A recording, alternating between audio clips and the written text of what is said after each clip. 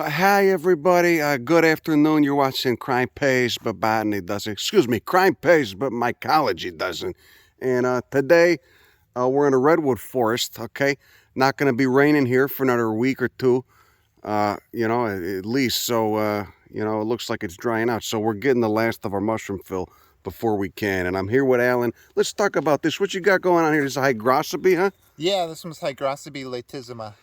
Look at the color on it. That thing's incredible. And tell me about this. This is a saprotroph, or what's going on here? Yeah, this is saprotroph, and it's one of the few good hygroscopy names we have for California. Most of our hygroscopies haven't been named yet, but this one was named from California, probably in the 1950s. Let me see that. Look at the color on that cap. Holy shit. Look at this. You got redwood seeds all over the ground here. Okay. Most of these, most of them are probably good. You could just, vacuum them up right there because most are probably not going to germinate this year. Didn't get enough rain. It's been very dry. We got dumped on last month, but then it kind of dried out. The geology here, since we are in the coast ranges, is marine sandstone or clays and soils weathered from it. Combination of the sandstone mixed with the, millennia, millions of years actually of decaying organic matter. But let's get some money shots on this Hygroscopy. So how many species in this genus about, at least on the west coast? Oh, on the west coast, there's got to be at least 20, probably more. I can't get over those. How would you describe those gills? Looks like some sort of damn anemone or something. Yeah, they're really thick and waxy. What color are the spores on this? White. Look at the stipe too. You got all those nice striations and with this shit. Oh. You see that you come out here with a dust shovel, you just vacuum all these little seeds up, huh? Easier than having to go up in a tree and, get them before they dehisce. Look at this plant right here, tanbark oak, Notholithocarpus densiflorus. That's going to be a source of a lot of good mycorrhizal mushrooms. Presumably hoping we'll see some black trumpets down here. Of course, this species is taking a hit from sudden oak death pretty hard. There you go. That could be sudden oak right there. That could be sudden oak. The Phytophthora ramorum, which of course is a quote-unquote water mold, not really a fungus. Technically, it's an algae that evolved parasitism, a relative of algae that evolved parasitism. Same genus as Irish potato blight. What do you got here? We got another Hygrocybe. Which one is this? This is an undescribed species that goes under the name Hygroscopy latissima. And the real Hygroscopy latissima was described from Michigan. So this is just on the west coast. And DNA sequence is quite a bit different than the eastern Hygroscopy latissima. Looking at ITS primarily, or what did you compare when you looked at them?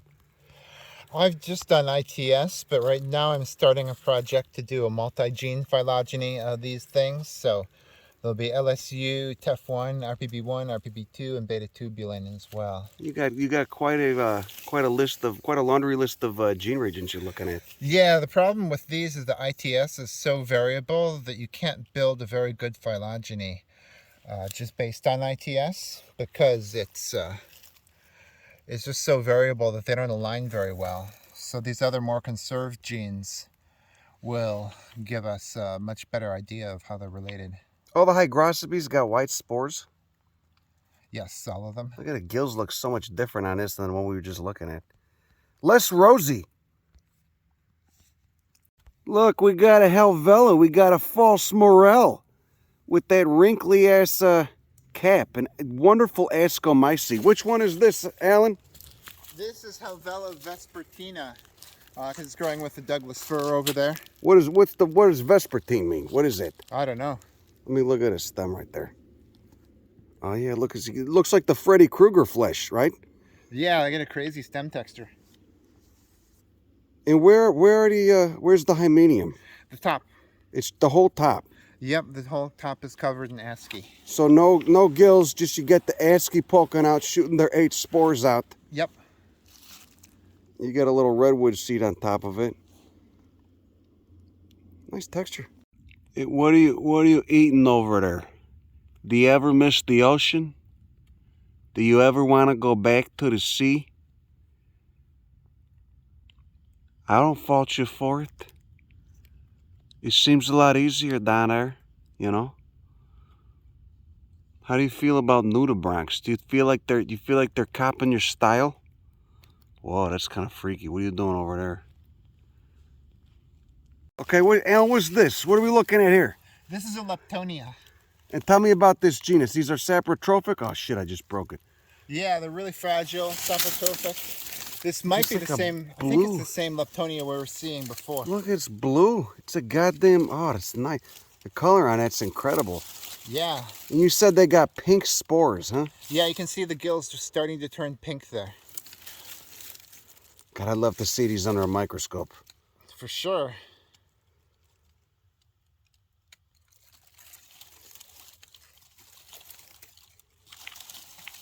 How many different species in this genus, you know? It depends on how you define it, but there's probably a couple hundred.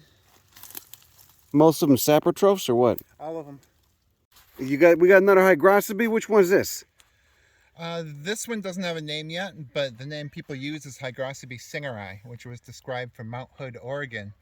But there's a DNA sequence of Hygroscopy Singulari, and no other Hygroscopies that have been sequenced have matched that one. So it seems like it's really rare, maybe a montane species. So this one doesn't have a name yet.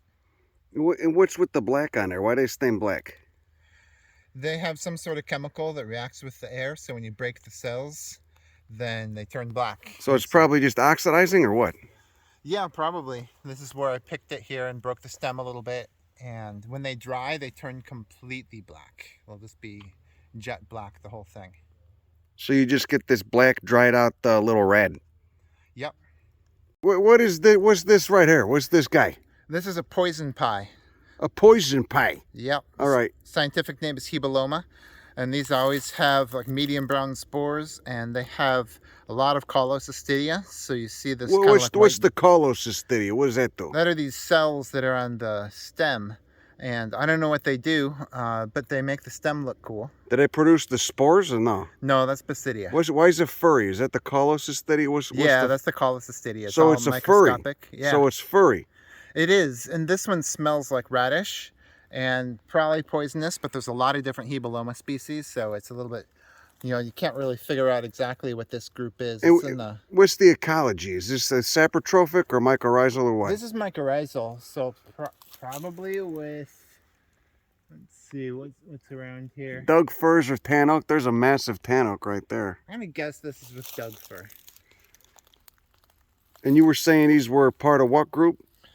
Hebaloma is in the Hymenegastraceae family, and they're pretty mysterious. There's a guy named Henry Becker who's studying these. So if we find a good collection, we'll send it to him. What else is in Hymenegastraceae? Psilocybe, Hymenegaster. Hygroscopy, you can never have too many. Hygroscopy coccinea. Oh. Yeah, those gills are flapping wide. You got that red stipe too, that's nice. Look at that. Could you say that? Could you say look into my hymenium? Could you say that, Alan? Look into my hymenium. You could say that right now. That's what are we looking at here? Explain, give a good written description of what we're looking at right here. This is Hygroscopy coccinea with anastomizing gills. So you get to see this when they get a little bit older. The gills have these cross veins, and I guess it increases the surface area. Oh, the color's so nice on it. You get a palette. Would you do your bathroom up in that palette? Oh, for sure. Yeah, I'm going to take a nice macro photo of this in a second. You get some nice peach colors, some deep reds, some orange. You highlight it by some lighter tones of each of those colors as well. Okay, we're on a mossy embankment. A lot of mushrooms like coming up on these mossy road cuts. So what do we got here? This is a Gallerina, and some of the Gallerinas are deadly poisonous, but those are the larger ones. These little tiny Gallerinas don't have the deadly amatoxins that the bigger one does. These don't produce that alpha amatoxin. No, and there's a lot of different species that look like this, so it requires microscopy to figure out which one it is. So you're not going to get your ribosomes all gummed up if you stuff one of those in your mouth then, huh? No, it might even be edible.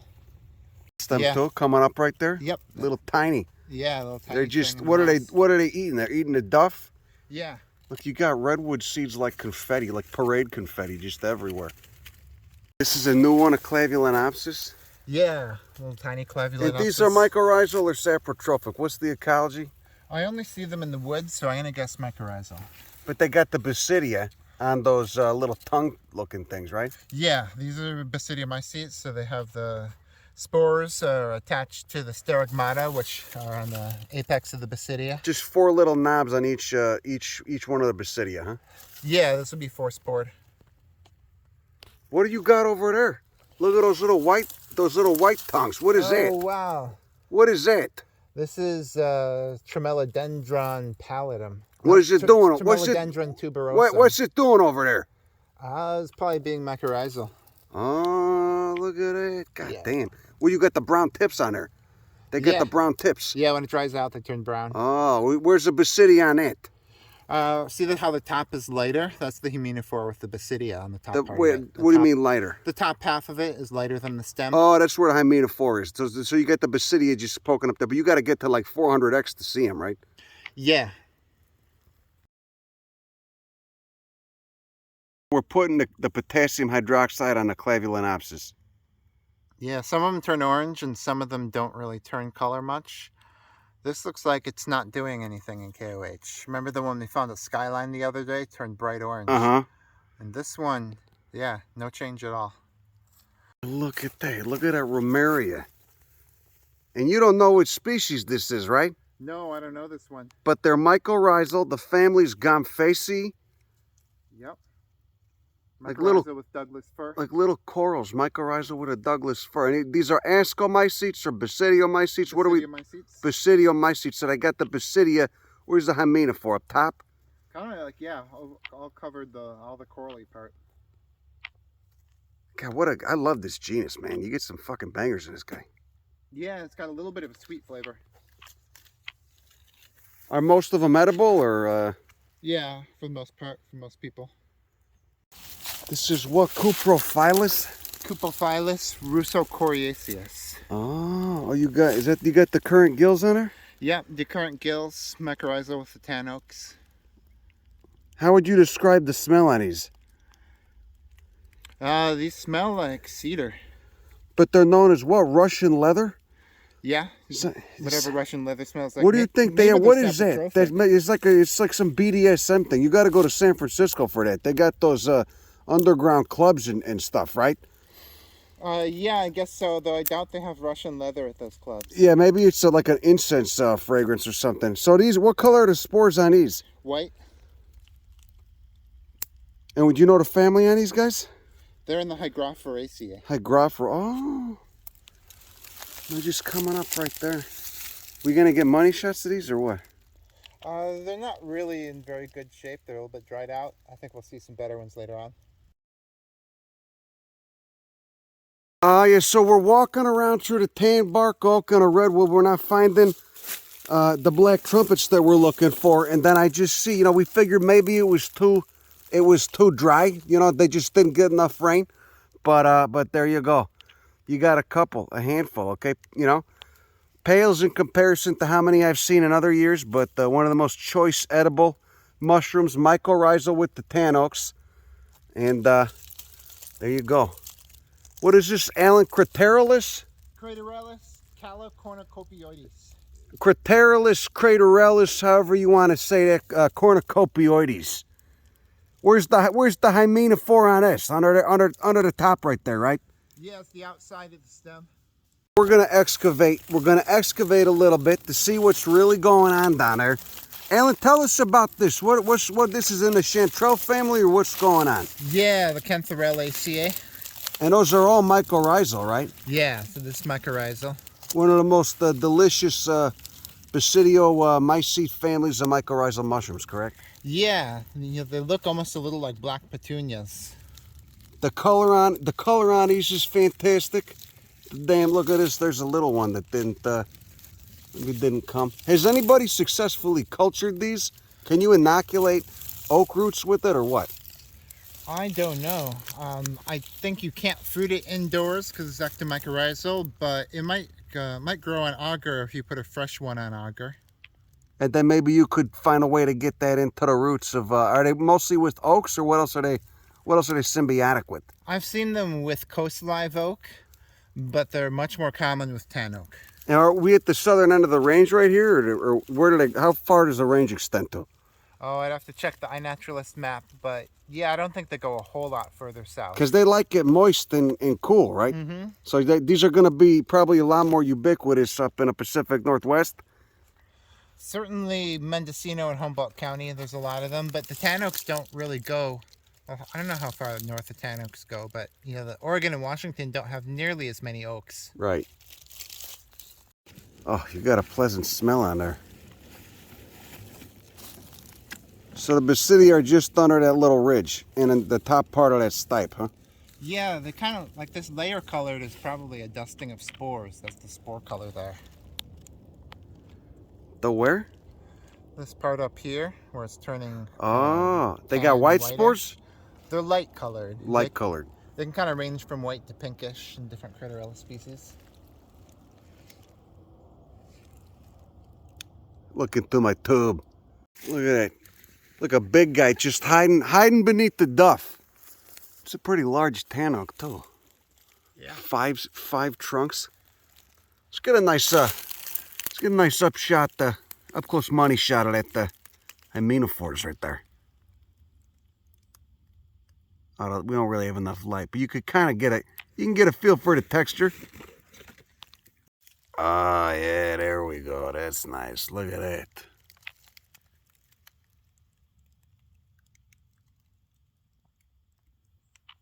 www.fungalmoneyshots.com. Why don't you grab that guy?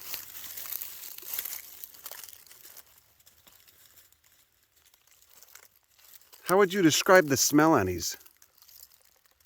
Definitely smells like chanterelles, just a little bit like apricot. And now, how would you cook these? What do you have them with? You could put them with some noodles, maybe. What would you do? Oh, I think they're pretty good as a side dish for fish. And what I like to do is wrap them in a packet of tin foil with some salt and butter and garlic, and then bake them in the oven about 400 degrees for 15 minutes. Wrapping them in tin foil keeps a lot of the flavor inside. Inside there, if you just saute them, a lot of the flavor just evaporates off into the air. Makes your kitchen smell really good. Always kind of a bummer to see the remains of these massive old-growth redwoods that were logged, 120 years ago. And apparently a fire came through at some point since then, so... And you get the little fairy ring of all the shoots. All the same clone, all the same individual. And there's where the old tree was. Probably logged 120 years ago. Okay, Alan, tell me about this. We got an ascomycete eating some dead wood, some dead tanbark oak that probably died from sudden oak death. What's going on here?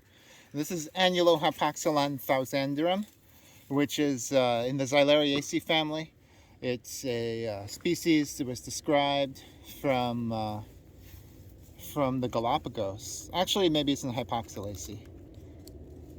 And this is an ascomycete or basidiomycete or what? Yep, these are ascomycetes. You can see there's all these little tiny bumps all over them, and those are the perithecia where it makes the spores. That's where the perithecia is? Yep, they make olive-colored spores. So explain the difference between perithecia and hymenophore and all that. Well, the hymenophore is the outside, and it's covered in perithecia, which are these little flask-shaped things. We can cross-section one and take a look at them. Okay, and then you still got the mycelium on there too, huh? That might be like a secondary fungus that's eating it. But they're just basically turning the bark of this thing back into soil. Yeah. A lot of tannins in that bark too. Wonder how they do it. Breaking out of the fungal arena a little bit. What the shit is this? What's this stuff right here? This is Arceria dedunata, which is a slime mold. So it's a protist more closely related to amoebas than it is to fungi. That's so fucking weird. These things are exceptionally bizarre, huh? For sure. And what do? It's breaking down a dead wood.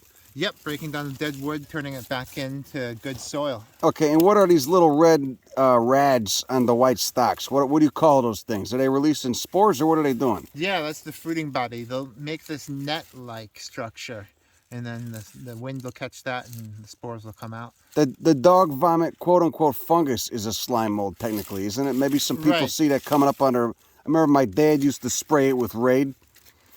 Well, Yeah, he wasn't, you know, I mean, you get what you pay for, I guess. Anyway, that's a fucking weird, you know, these things are just, they just get really bizarre when you go down a wormhole of slime molds, eh? Yeah. If you take apart logs, you get you see all sorts of slime molds. Here's another one here. Oh, what the shit? What is it doing? What are these little bumps? It's an immature slime mold, so if you hang on to it for a while, it'll you'll grow into something much more recognizable. Maybe if I keep pulling apart this log. Maybe it's Trichia. Alison Pollock would know. She's the expert on these things. Alan, did you find some nice stuff down there?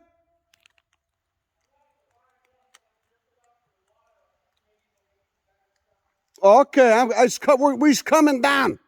Yeah, so you know we were finding the black trumpets expressly at the base of those tanbark oaks.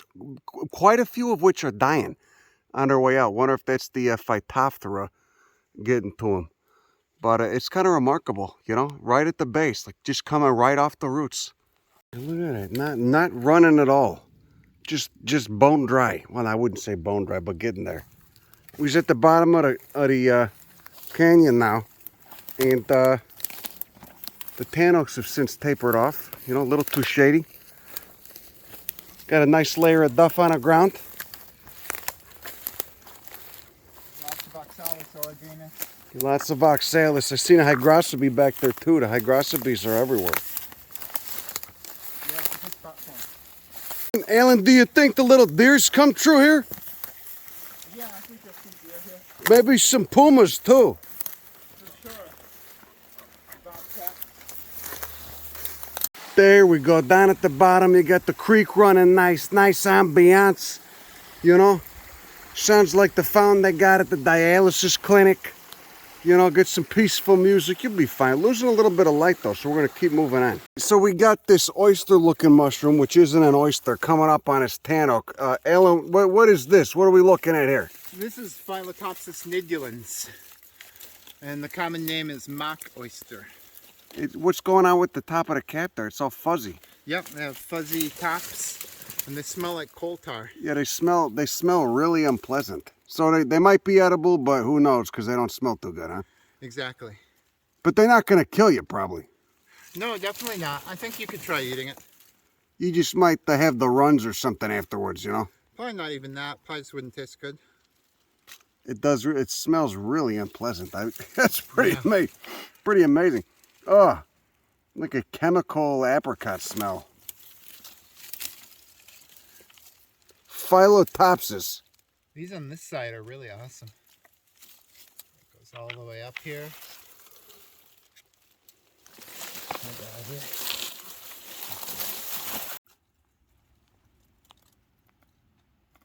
Got a goddamn stem. How'd you do that? How'd you do that? Why'd you do that? Why you smell so bad? Why'd you do that? Why you do that? Okay, here we are in the escarpment. What's going on? What do you got here? What's the another hygroscopy or what? Yeah, this is another hygroscopy. And what's the species, you know? No, I don't. Look at all these Pretty little... viscid. Maybe it's Gliophorus. Hey, explain to everybody what viscid means. Something sticky on a cap? Yeah, slimy. Slimy on a cap. Yeah. And then what's up there? That is some kind of earth tongue. What, you know what, any idea what genus it might be in? We'll have to take a closer look at it. Oh, they're diminutive little bastards. So where they got the where's the hymena for? The top of this thing or what? Yeah, the top. And it's a basidiomycete, you think, or what? No, they're ascomycetes. These are ascomycetes. So they got the asci up on the top right there. Mm-hmm. Okay, you got your jeweler's loop. What are we looking at? So this is a Trichoglossum because it has little hairs all over it. Trichoglossum? Yep. And that's as big as they get, huh? There's some bigger ones up there, but it's a pretty small species. And what's going on, mycorrhizal or saprotrophic or what? I have no idea. There we go. You got the hand lens with the light. Look at the texture on this thing.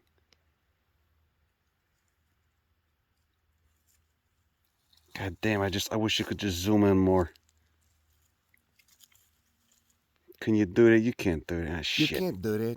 You can't do that. You can You kind of can't see do the that. texture there. You That's can't about do as that. close as I You was going to can't be do able that. to get. Fucking weird. Jesus.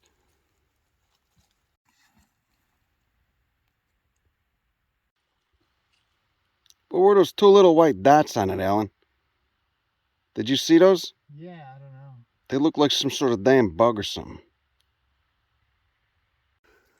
Alright, well, it's getting too dark to film, so we're heading back up now. I got about 1,000 feet of elevation gain to go up, but hopefully you got something out of that. That's all I got for you tonight. Have a good rest of your evening. Go fuck yourself. Bye. And would you do a nice go fuck yourself bye for me? Go fuck yourself. Bye. You know, and there you go. Once you come out of the redwoods, you get a nice view of that ocean right there. Oh, that water vapor. Casting a nice patina on a horizon with the setting sun. And now I really mean it. Go fuck yourself. Bye.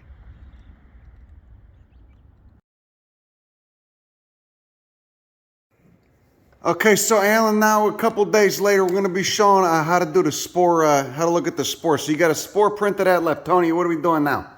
So we're going to scrape up a little bit of these spores and put them on a slide. Okay, let me see the spore print. So that's a pink spore print. And then what else you got over there? What's that? That's the Hygroscopy?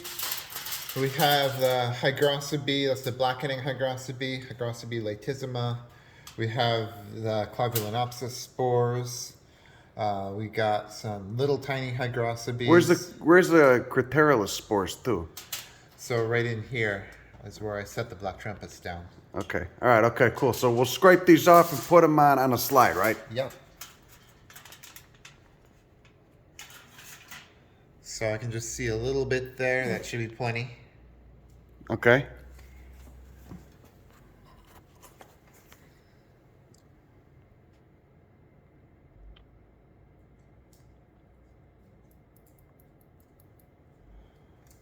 And you can see just a tiny bit of powder on there. Now I will put a drop of potassium hydroxide, maybe like a third of a drop if I can. And what's that do? What's the KOH do? That rehydrates the spores. So when they dry out, they shrivel up, and we want to look at them when they're all full size. You want to look at them when they're juicy. Yeah. Did you put a cover slip on there nice? So now a cover slip. Oh, okay, I see that. Kind of slowly. Uh-huh. Make sure I see a couple air bubbles, so I'll lift it up and then put it back down. It Boom. looks pretty good. I don't see any air bubbles there. Okay, there we go. Okay, so now what you're doing, you're pressing down on it. So I'm going to press down on the cover slip to force all the spores into the same focal plane, and then I'm going to paint around the cover slip with nail polish. And what's that do? That just seals it in place? Seals it in, because if you don't do that, you'll get all sorts of currents underneath the cover slip, and then the spores will be flying past your field of view.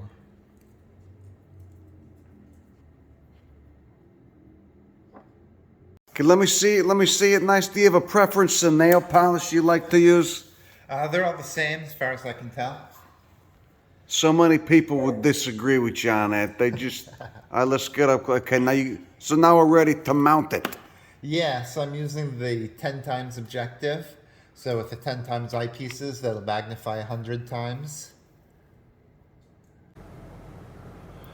All right, so this is magnified 100 times. Okay, I think I see them in there. What are those white things that look like floaters? Yep, those are the spores. And so now we'll go to the 20 objective, which will magnify it 200 times. We start to see them a little better. Here's the 400 times. And then I will put some oil. And the oil goes on top of the cover slip.